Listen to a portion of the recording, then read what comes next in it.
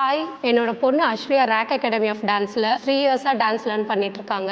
எனக்கு rack academy of டான்ஸில் ரொம்ப பிடிச்ச விஷயம் என்னன்னா, அதர் டான்ஸ் கிளாஸஸில் வந்து ஜஸ்ட் ஒரு டான்ஸ் அப்படின்னு சொல்லி கொடுக்குற மாதிரி இல்லாமல், இங்கே அதை எஜுகேஷன் பேசிஸில் கொண்டு போகிறாங்க. ஒவ்வொரு இயரும் அதுக்கு இவாலுவேஷன் ஒன்று வச்சு, அதில் அவங்க பாஸ் பண்ணால் தான் நெக்ஸ்ட் லெவல் அவங்களால போக முடியுன்ற மாதிரி ரொம்ப டீட்டெயில்டாக அவங்க கொண்டு போகிறது ரொம்பவே நல்லா இருக்கு. So MJ event, first step அந்த மாதிரி நிறைய ஷோஸ் பண்ணுறாங்க. ஸோ இதனால அவங்களோட கான்ஃபிடன்ஸ் லெவல் ரொம்பவே நல்லா இம்ப்ரூவ் ஆகுது.